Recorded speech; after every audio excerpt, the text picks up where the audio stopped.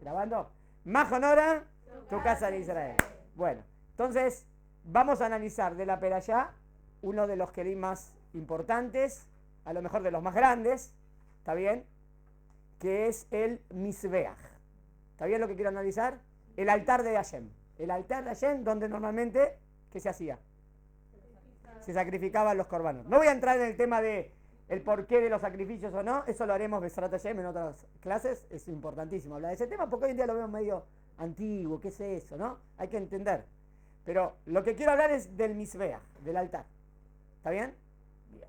El hojita tienen dos textos en español, que son dos textos en la Torá que habla del Mizbeach. Uno ya vino en la Perashat Yitro. Interesante, ¿no? Perashat Yitro, ¿de qué habla?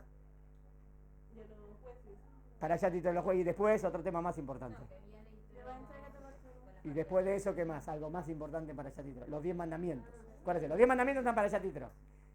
Interesante que finalizando los 10 mandamientos hay unos 5 o 6 pesukim que hablan de este tema. ¿Está bien hasta aquí? Todavía no estaba el tema del Bet HaMikdash, ¿no? Pero ya en los 10 mandamientos habló. Después Moshe subió, Dios le dio las leyes.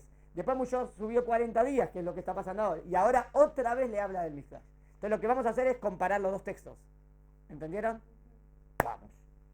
Perashat Yitro primero, el que está arriba. Es Shemot 20:24. Dice así. Me haréis un altar. ¿Tienen? Estoy en la página 246. Me haréis un altar de tierra. ¿Está bien? Para mí. Y sobre él sacrificaréis vuestras ofrendas y holocaustos pacíficos. O sea, va a haber un altar. No dice que es de oro, pomposo. No, dijo de tierra. Algo simple, ¿no? Y sobre eso se van a hacer los sacrificios. En todo lugar en donde recuerde mi nombre, vendré a ti y te bendeciré. Entonces dice, como que todo lugar donde Am Israel recuerde a Hashem, Hashem lo va a bendecir, en el lugar que estén. Como que está diciendo que esto es como que el Mishkan iba de un lugar a otro. Bueno, entonces no tiene un lugar fijo, ¿ven? En todo lugar donde esté, yo los voy a bendecir. Interesante, como que no hay un lugar fijo específico. En ese momento. Sí, después se construye el Bet HaMikdash, ya queda para siempre. Hacemos tefilá mirando hacia Jerusalén. Pero hasta que se construyó, era así. Muy bien. Pero la idea es importante, ¿no? La idea es que no es un lugar fijo después, porque se puso, pero si no, no. Y si hicieres para mí un altar de piedras, no lo construirás con piedras labradas. O sea, no puede ser piedra labrada. ¿Por qué? Pues tu cincel ha golpeado sobre ella. Y de esta manera se profanea. Como que tengo que trabajar con el hierro o con el metal. Y no, si es el Mizbeach tiene que ver con algo pacífico. Entonces no puede trabajarlo con metal. Interesante. Y no subirás a mi altar por escaleras. ¿Cómo era? Con una rampa. No había escaleras. ¿Está bien? ¿Está bien? Para que no sea descubierta tu desnudez. Me habla algo de kedushá, de tzniut, de recato, ¿no? Como que si abre... Antes eran túnicas, ¿no? ¿Está bien? ¿Entiendes? Si levantaba la pierna, como que... Entonces era en una rampa. ¿Se entendió lo que dice en Perashat Yitro? Esto es Perashat Yitro. ¿Qué agrega en nuestras perashot? En las nuestras. Y harás el altar de madera de acacia de 5 codos de largo. ¿Cuánto era un codo? Un codo es así, normalmente de 50 centímetros. Entonces 5 codos, 2,5 metros de largo. 5 codos. Y 3 codos de ancho. Y 1,5 metros. ¿Está bien? 5 por 3. No. 2,5 por 1,5. No es tan grande tampoco, ¿no? ¿Está bien? En cada uno de sus 4 ángulos lo finalizarás con la forma de un cuerno, con un keren, y lo revestirás íntegramente de cobre. ¿No? Interesante. No dijo ni oro ni plata, ¿no? Cobre. Y este es el altar. ¿Entendido? Parece técnico hasta acá, ¿no? ¿Cuál es el objetivo nuestro? Analizar el porqué de todo esto. Pero no, el porqué del Mizbeach. ¿Está bien? Tenemos 1, 2, 3, 4, 5, 6, 7, 8 preguntas. ¿Hasta acá están bien? Vamos a las preguntas que hay que contestar. Pregunta número 1. ¿Para qué vuelve a repetir lo del Mizbeach, el altar, si en la Perashat Yitro ya lo cito? ¿Está bien la pregunta? O sea, si la Torá lo dice 2 veces, siempre tenés que preguntar. ¿Por qué no me dijo todo en el mismo lugar? ¿Para qué separármelo? O sea, ¿por qué en este contexto me lo dice? Pregunta 2.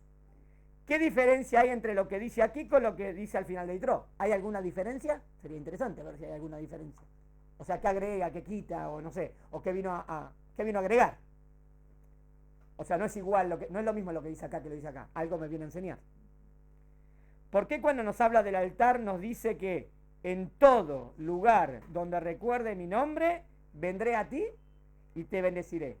¿Qué tiene esto que ver con el altar? Entendí que Dios te bendice en todo lugar, pero ¿qué tiene que ver esto con el altar? O sea que hay un tema que tiene que ver con el altar, con que venga la bendición, ¿no? Cuarta.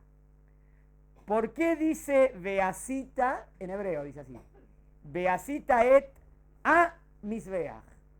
Como te podía haber dicho. Y harás el misbeach.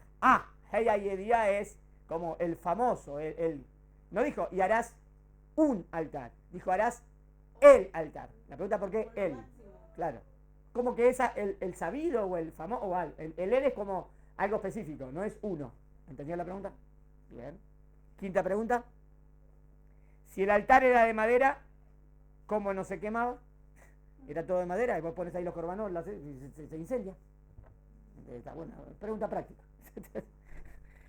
¿Por qué no dice cuál es la función?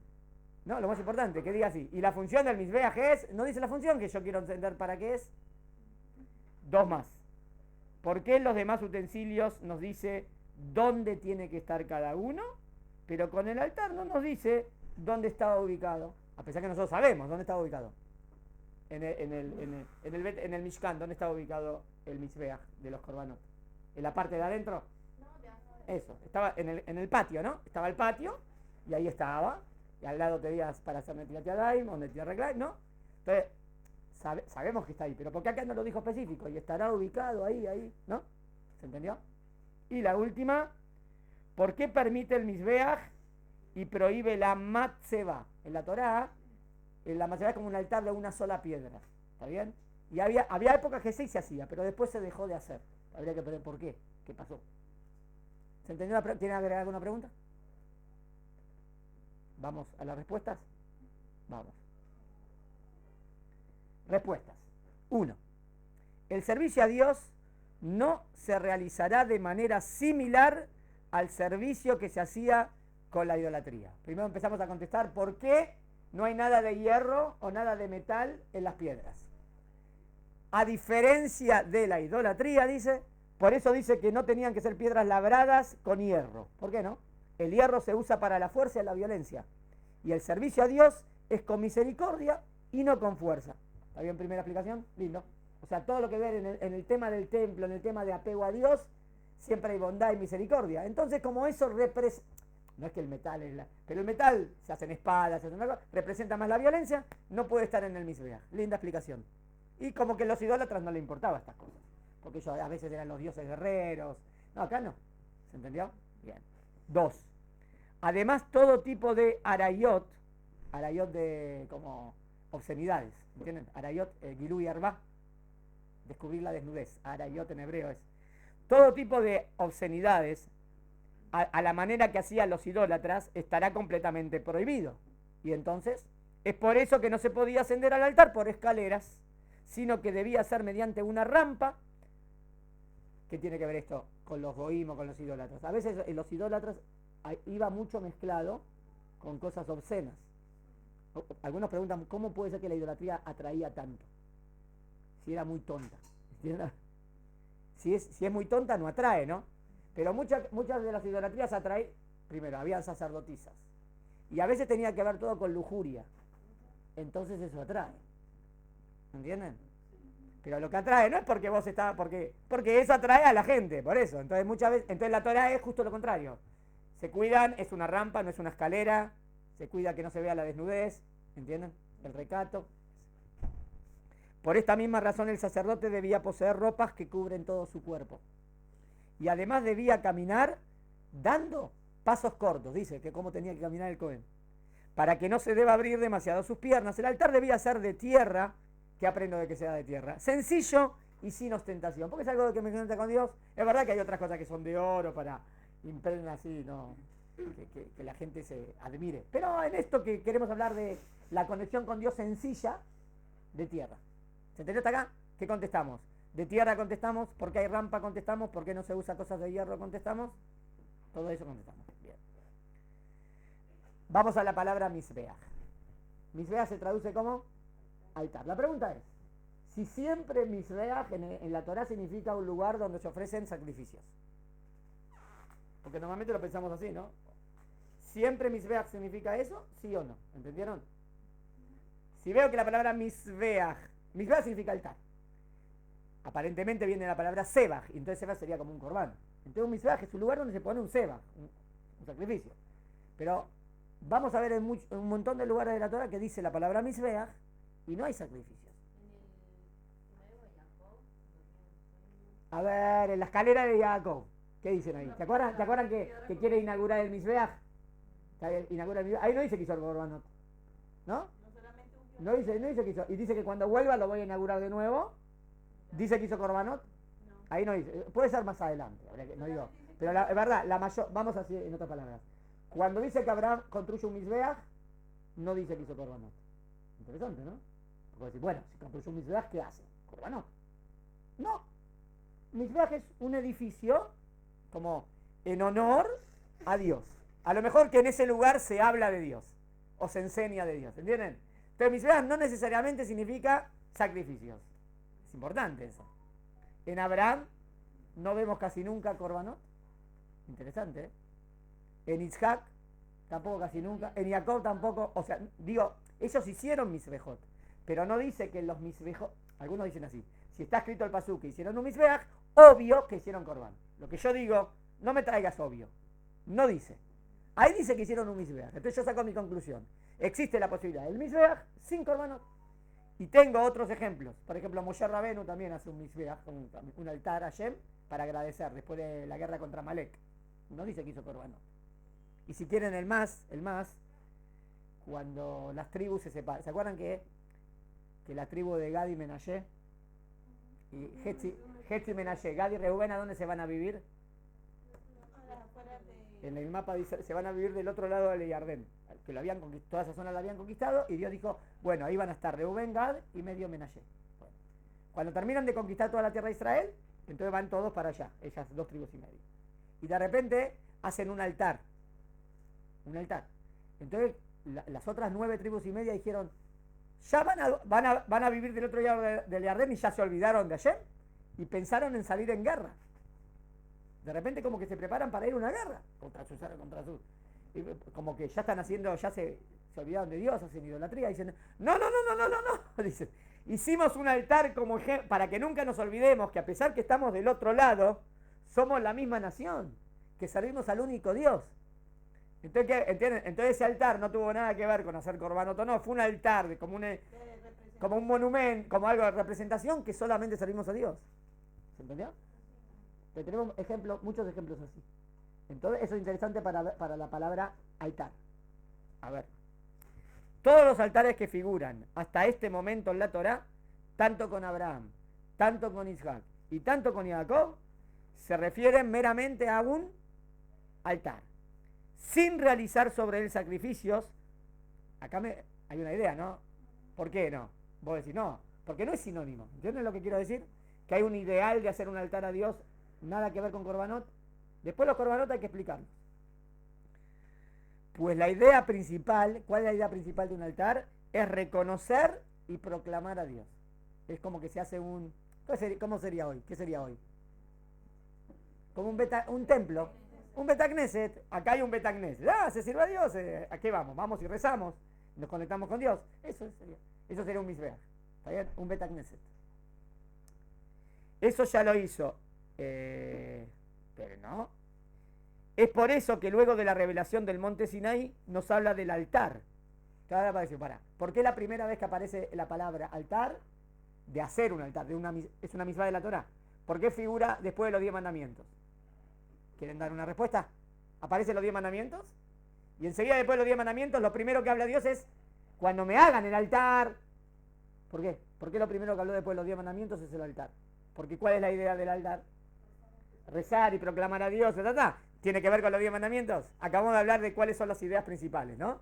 Que Dios existe, que no tiene. Entonces dice, bueno, y a Dios lo vamos a servir o lo vamos a alabar. ¿Se entendió?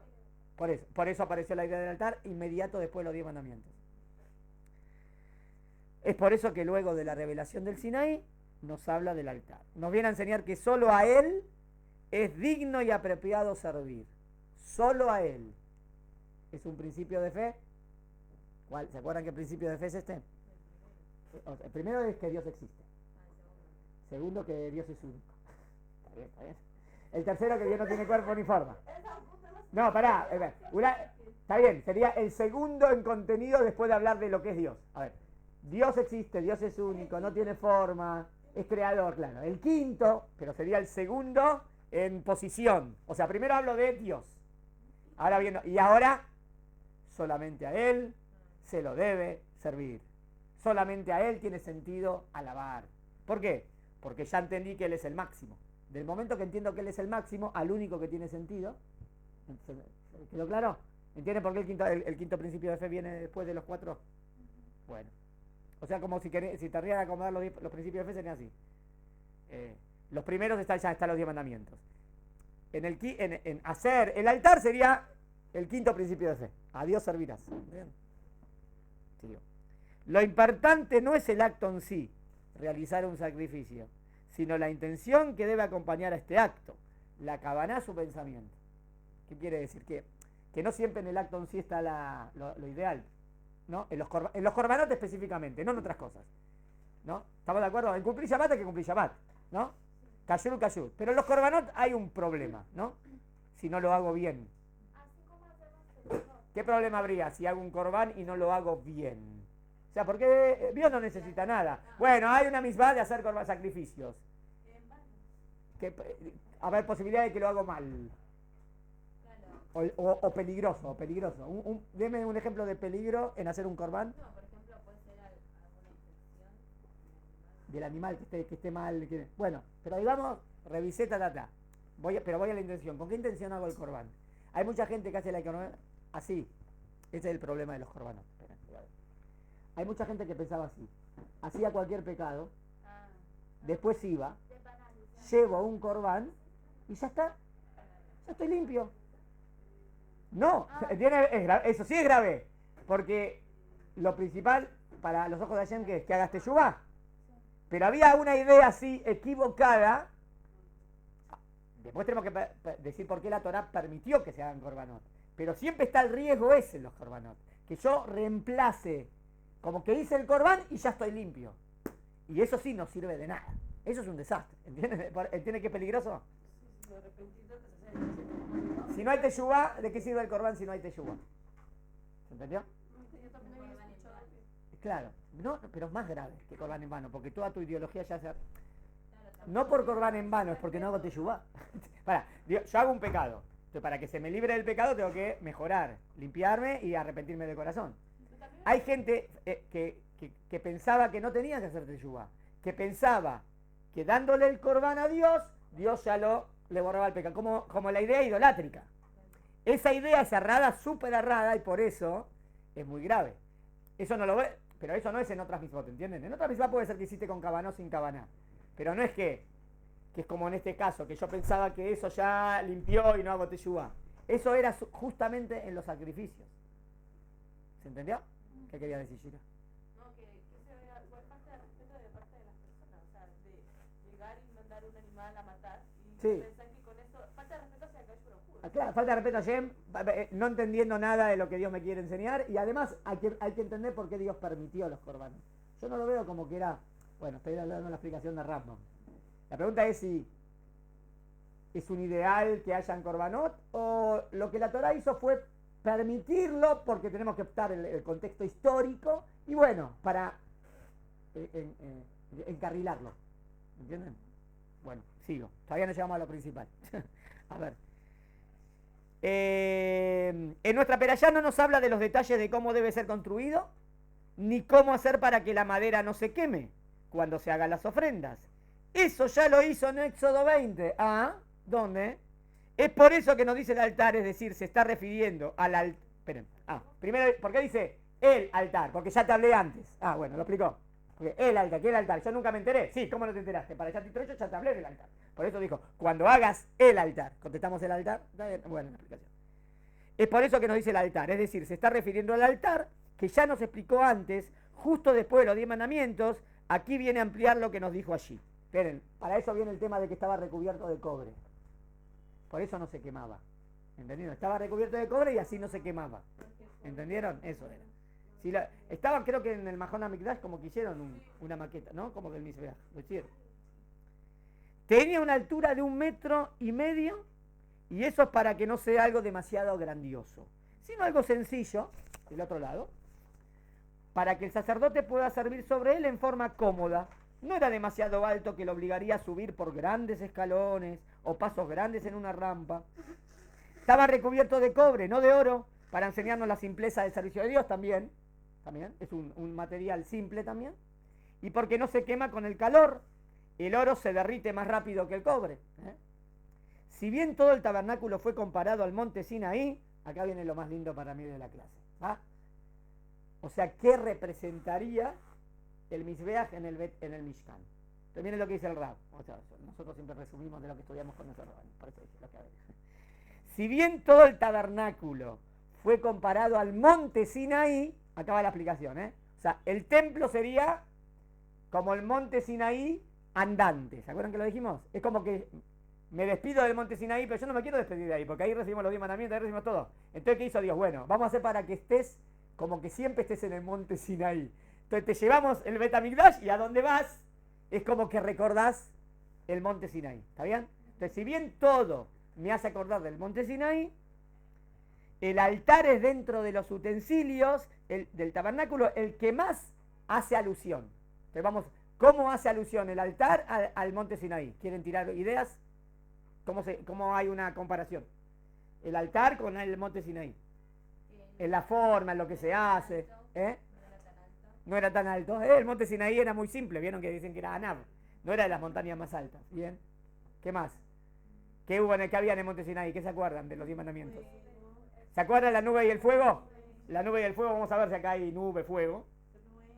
Está bien, muy bien. ¿Qué más? ¿Qué más? ¿Se acuerdan que el monte Sinaí también subían y bajaban? Moshe Rabbeinu, Aarón. Acá también los Kohanim suben y bajan. Es como que suben y bajan al monte Sinaí. ¿Entienden algo así? A ver, lo leemos. Es construido elevado como el monte que sobresale. Pero es como un monte chiquitito. ¿Bien? Sobresale a la superficie de la tierra. Se sube por medio de una rampa, como la ladera de un monte. Bien. Está construido con tierra y piedras, que son los mismos materiales que se encuentran en el monte Sinaí. Bien.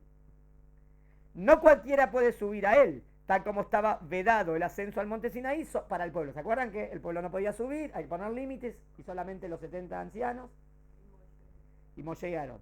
Y lo más categórico sobre el altar, debía estar el fuego siempre encendido. Estaba prohibido que no esté el fuego encendido. ¿Y qué había en el monte Sinaí todo el tiempo? El fuego, ¿se acuerdan que dijimos? Es decir, no solo en el momento en que se ofrecían los sacrificios, sino que en todo momento debía estar el fuego encendido. Tal como en el monte Sinaí, que estaba ardiendo en fuego todo el tiempo que Dios estaba sobre él. Es por eso que cuando se inaugura el santuario, ¿se acuerdan cuando se inaugura? En Parashat Tikra, en Sefer Vaikra, tenemos la inauguración. ¿Se acuerdan que Nadab y Abiú mueren los hijos de Aarón? Pero ¿se acuerdan que cómo fue? ¿Qué pasó? Bajó un fuego del cielo. Bajó un fuego del cielo. Es por eso que cuando se inaugura el santuario, ¿y qué dice en el monte Sinaí? Que Hashem bajó sobre el monte en fuego. En fuego, el mismo. El fuego del altar desciende desde el cielo, y desde ahí este fuego no se apagó nunca, y fue mantenido encendido durante todos los años.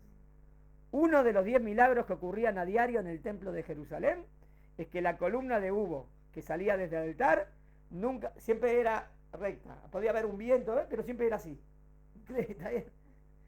Desde el altar. Jamás se doblegaba con el viento y nunca la lluvia o la nieve apagó el fuego del altar. ¿Puede haber nieve en Jerusalén? Sí, este año no nevó, pero el año pasado, el anterior año, sí, hay nieve. Esta columna nos recuerda a Dios que por medio de la columna de humo y fuego guiaba al pueblo del desierto. ¿Se entendió? Está bueno, entonces aparentemente sería así, que el Mizbeach sería el Keli que me representa más, que me recuerda más al monte Sinaí. Cuando recuerdo el monte Sinaí es cuando Dios se reveló con nosotros, y la idea es que esa cercanía a Dios la tenemos constantemente en el Mishkan y en el Bet HaMikdash. ¿Está bien? Última parte. En todo el Tanaj hay varias veces que se construyen altares, pero no necesariamente para hacer ofrendas sobre ellos. Por ejemplo, encontramos que tanto Abraham, Isaac y Jacob Construyeron altares, pero no ofrecieron sobre ellos nada. Era meramente para proclamar el nombre de Dios y así hacer que todos lo conozcan. Moshe también construye un altar luego de vencer a Amalek, lo llama Hashem Nisi. Nisi puede ser mi estandarte o algo grande. Dios es mi estandarte y no sacrifica nada sobre él. Por último, en el libro de Yoshua encontramos a dos tribus, Reubén y Gad, que construyen un altar enorme, pero no ofrecen sacrificios en él, sino que es para que sirva de testimonio que ellos creen en Dios y son parte del pueblo de Israel que pregona esta idea. ¿Está bien hasta acá? Resumen. El altar no solo es un utensilio que se utiliza para hacer sobre él ofrendas, sino que representa algo más. En la época de los patriarcas era para proclamar a Dios y en el tabernáculo era para representar la presencia divina. Porque, ¿se acuerda que la presencia divina también se representaba con el fuego? Y el fuego siempre está prendido ahí. Es como que representa la presencia, que Dios está con nosotros. Tal como ocurrió en el Sinaí. El altar es el testimonio de fe del hombre que proclama que el Eterno es el único Dios, solo a Él se lo debe servir. Es por eso que los profetas a menudo se quejan, acá, ¿de qué se quejan los profetas? Ante el pueblo y lo instalan a que dejen de traer ofrendas al altar. ¿Cómo? Traer ofrendas está bien, pero había épocas que traían ofrendas mal. Miren. Y hay hasta pesuquín que dicen, no quiero vuestras ofrendas. Entonces, ¿cómo no? Si hay una misma que hay que traer, no tiene sentido que Dios diga no las quiero. ¿Entiendes? Es como que hay un pasú que diga Dios no quiere que cumpla Shabbat. No tiene sentido, ¿no? Dios no quiere que te pongas tefilim. Puede ser que lo haga sin cabaná, pero siempre Dios quiere que lo haga, ¿no? Entonces, ¿cómo hay pesuquín que dicen que Dios no quiere esos korbanot? Si los korbanot también son misbot. Pero korbanot, a diferencia de otras, existe este peligro, que es el más peligroso, que yo piense que haciendo el corbán mejoré, y no mejoré en nada, y no hago teshuvah. Pues el altar no es algo meramente técnico, no se trata de traer un sacrificio y así satisfacer la sed de los dioses, sino que este acto está divorciado, si este acto está divorciado de la intención, o sea, hay muchas misbot que tienen acción, intención, todo tiene que haber intención, pero hay muchas que si hay acción y no hay intención, es válido también. En Korbanot, si hay acción sin intención, es problemático. ¿Entendieron? Y el sentimiento profundo que antes mencionamos. Entonces el acto de quemar una ofrenda sobre el altar es algo pagano. Entonces yo no quiero hacer nada pagano, que debe ser evitado. Le doy la última, que daba una... Ahí va, paso. Una para mí. Va la última parte de la clasecita. Ahí va.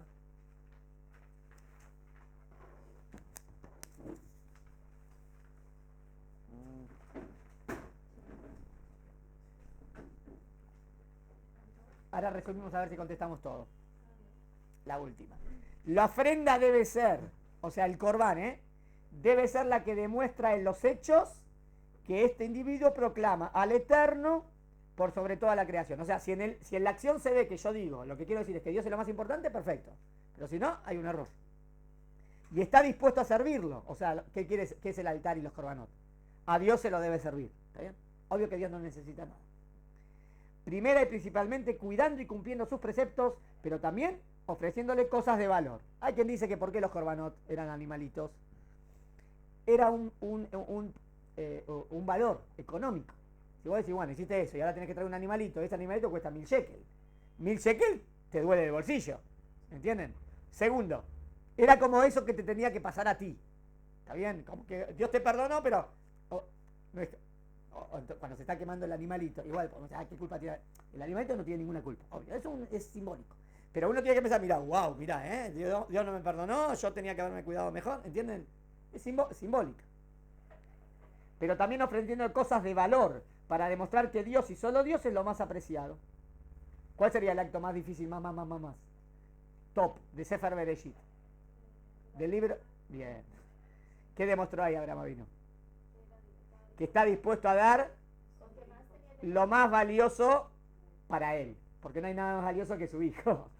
Más difícil que darse su vida y de Sara. O sea, Isaac era el deseo de ellos, de formar un pueblo y todo. Imagina, entonces, estar dispuesto a darlo, es decir, es que Dios es lo más importante. Obvio que fue una prueba, al final no, pero estaba dispuesto. Hay quien dice que eso significa en el Shema Israel, ¿Cómo decimos Neshama? Bejol le babeja, ujol nasheja, ujol meodeja. Bejol meodeja es estar dispuesto a dar todo. Bejol meodeja, está bueno. Es bien al final del pasuk. Y entraría bien con la palabra meodeja, que son con tus bienes, pero no con tus bienes, con lo más valioso. ¿Entendieron? Termino.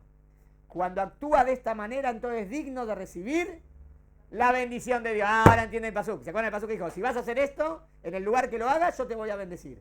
Entonces nosotros explicamos cómo se debe hacer. Si voy a poner a Dios como lo más importante y voy a entender que a Dios se lo debe servir, entonces Dios te va a dar bendición. ¿Se entendió el switch? Ahí voy. Es por eso que dice, en todo lugar en donde recuerden mi nombre, si lo hacen bien, vendré a ti y te bendeciré. O sea que la bendición viene cuando, claro, cuando hago bien las cosas, cuando lo tengo a Dios presente en todo momento. ¿Qué decía él? Esa práctica de los sacrificios de animales, sí, también la realizaban las culturas de los... Claro, por eso, Najón, sí, era algo normal en toda la historia que hacían sacrificios. La pregunta es si la Torá lo mantuvo como un ideal o si lo mantuvo como bueno. Como es normal, vamos a mantenerlo, pero vamos a enfocarlo bien. ¿Entienden la explicación? Hay que ver, hay una cuestión metafísica que yo no sé. Claro, la física que cuando uno espía un animal, tal cosa, o sea... Sí, hay otros, sí, puede ser que eso haga algo que yo no sé y mueve cosas en los cielos, pero la explicación pragmática, más terrenal, es como que era algo normal, la Torá siempre me quiere enseñar a hacer las cosas bien, eso era algo normal, es como que si la Torá hubiese dicho que no se haga más, el ser humano decía, ¿cómo? ¿Y cómo se sirve a Dios? Todos servían a Dios de esa manera, entonces hay que mantenerlo, pero bien, pero también hay que ver lo que hay que ver en cada detalle, cuando se quema eso, qué hace, qué me hace pensar, cómo me eleva, porque si no es para eso no tiene sentido, ¿no? Siempre tiene que haber una elevación, algo que logra. Porque como tal en la Torá vemos el primer sacrificio que se hizo fue el de Hebel. Sí, Caín y Hebel. Ese fue el primer sacrificio. Sí, pero no eran obligatorios, ellos mismos los quisieron hacer. Pero ya vemos que aquí Hashem lo estipula como algo ya... Misbah, como precepto. ¿Dónde lo vimos? ¿Dónde vimos otros korbanot? Además de Caín y Hebel. En Bereshit. El de Noah. Noah, cuando Noah sale de la Teba. O sea, tenemos en Caín y Hebel, que a Caín trajo de lo peor, Hebel trajo de lo mejor, no estaban obligados. Tenemos a Noah, tampoco lo hace obligado, ¿no? Cuando sale de la Teba, como para reconocer que gracias a Dios que me salvaste. Y después de Abraham y Jacob tenemos más, pero primero altares. Y después vemos también el tema de los korbanot. ¿Está bien? Adam y Jabá, según el Midrash. Según el Midrash, Adam salió y apenas después de que en el primer Shabbat o después del Shabbat, como que hace un Mizbeach. Pero no está escrito. No está escrito. Pero hay un Midrash así. ¿Se entendió? Entonces, ¿qué vimos? Analizamos el Mizbeach y todas las cosas que representa y por qué era tan importante, cuál es el objetivo del Keli, y contestamos todas las preguntas. Hasta aquí hoy. Fue una clase. Lo que no le contesté todo lo que el otro día de la menorá, ¿lo leyeron de las hojitas o no? Si no, mañana en 5 minutos.